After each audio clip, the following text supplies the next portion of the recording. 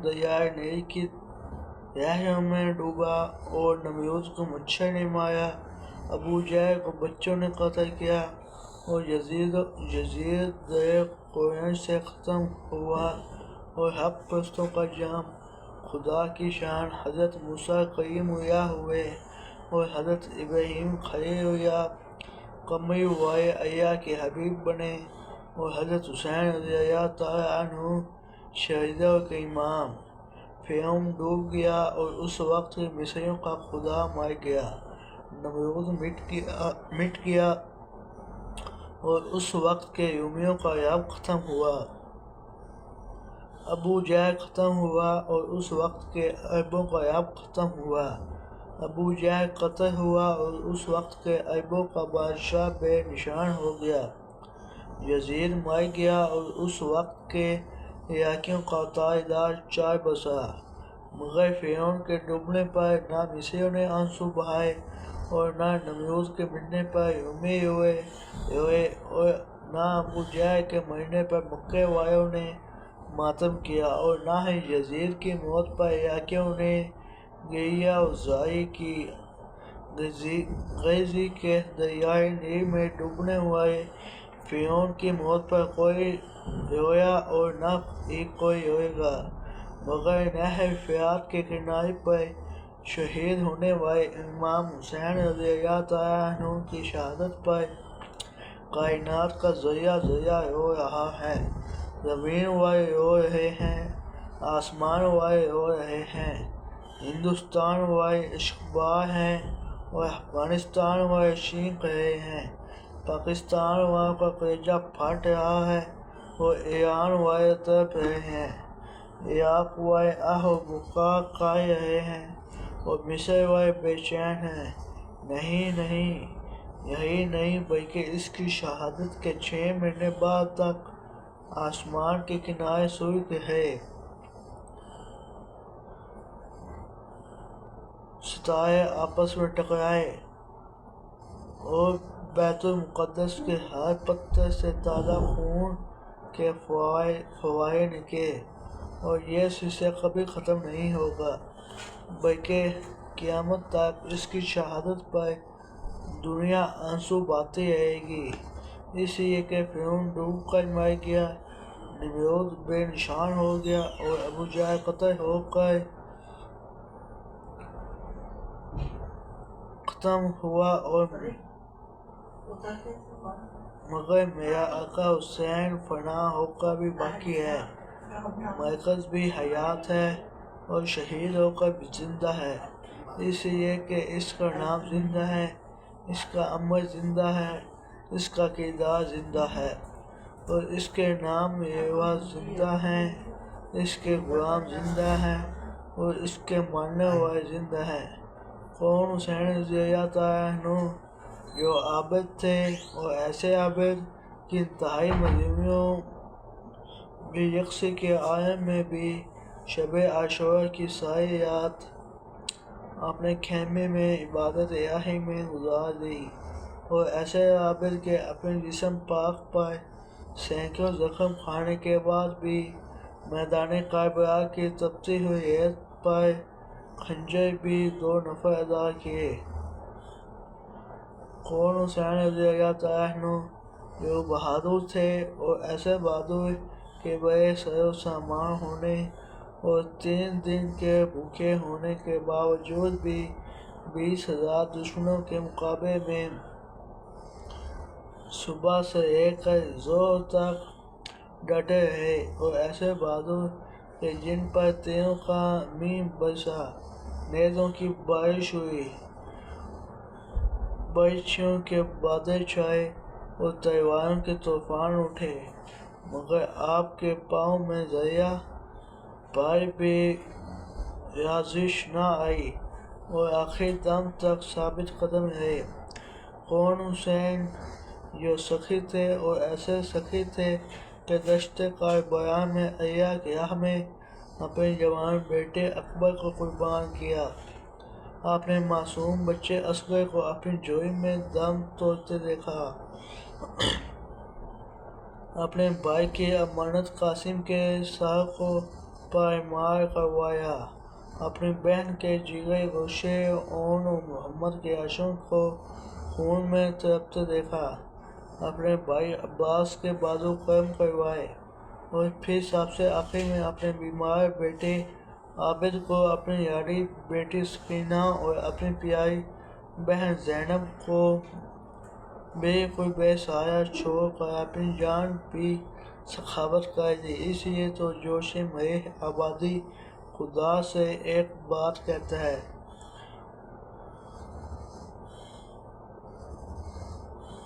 اے bye یہاں نوحہ سناتا پھرتا، تاروز حشر عشق بہاتا پھرتا،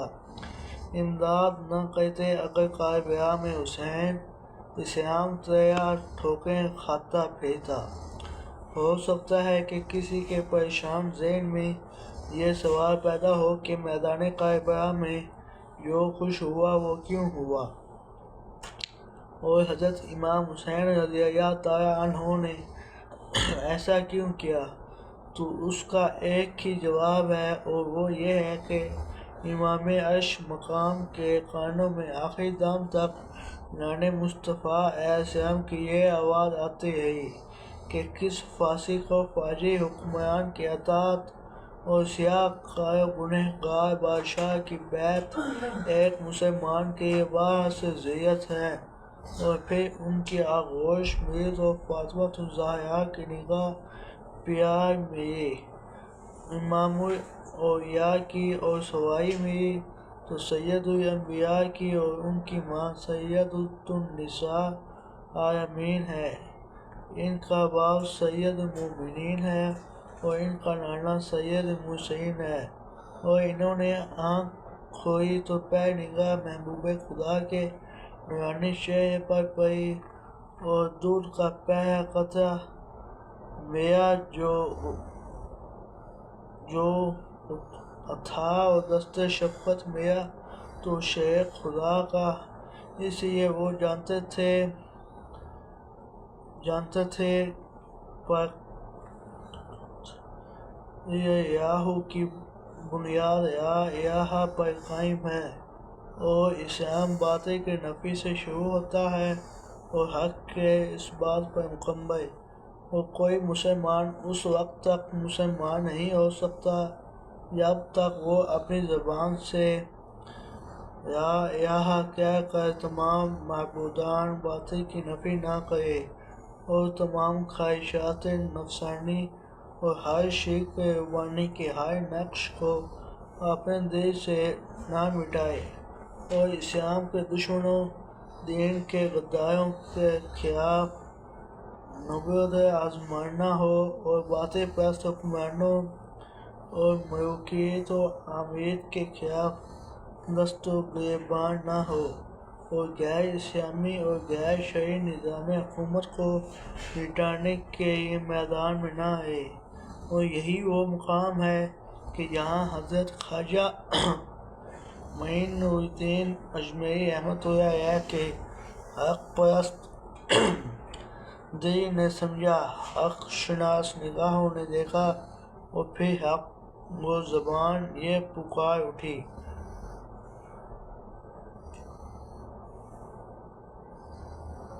عین حق کا کہ بنائے لا الہ ہست حسین۔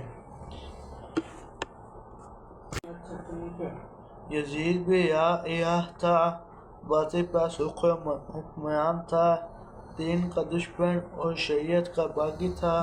اور اس کا نظام حکومت بھی غیر اسلامی، غیر دینی اور غیر شرعی تھا، جس کے مقابلے میں السلام علیکم دوستوں، کیسے ہیں آپ؟ مجھے امید ہے آپ سب خیریت سے ہوں گے۔ اور کیا ارشاد نبی صلی اللہ علیہ وسلم کے مطابق یزید پر اللہ اور اس کے فرشتوں اور تمام انسانوں کی لعنت پڑی کہ نہیں؟ اور اگر یہ بھی ہے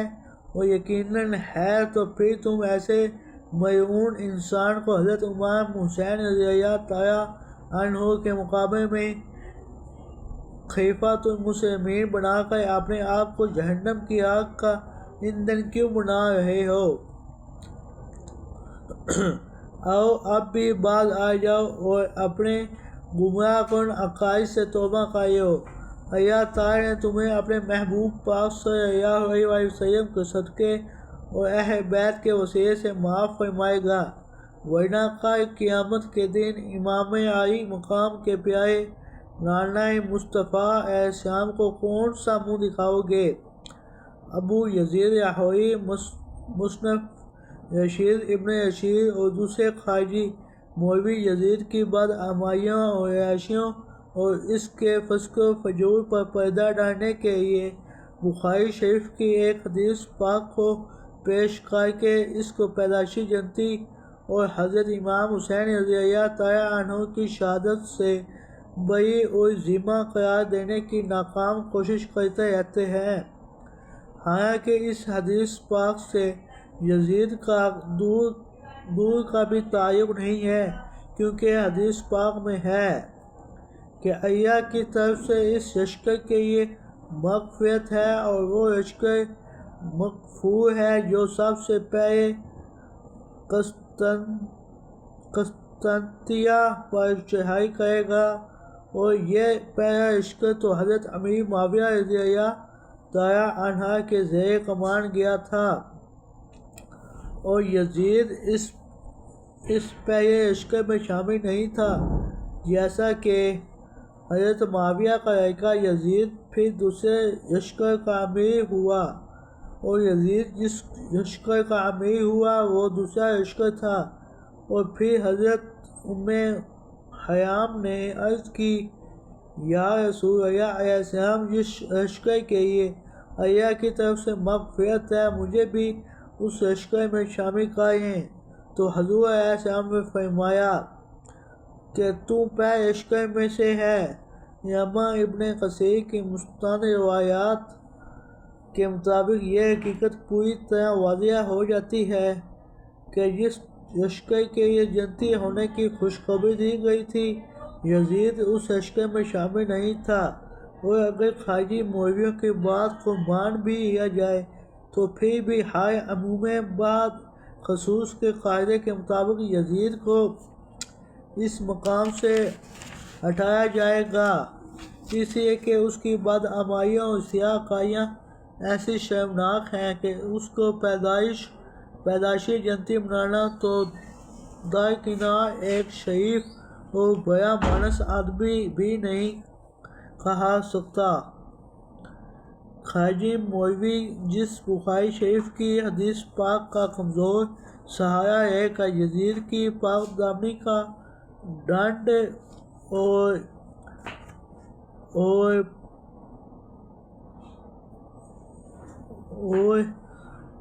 پٹتے رہتے ہیں، ان کو چاہیے کہ اسی بخاری شریف کی اس حدیث پاک پر بھی غور کریں۔ حضرت ابو ہریرہ رضی اللہ تعالیٰ عنہ فرماتے ہیں کہ غزوہ حنین میں نبی کریم علیہ السلام نے ایک آدمی کے متعلق فرمایا کہ یہ جہنمی ہے، مگر جنگ شروع ہوئی تو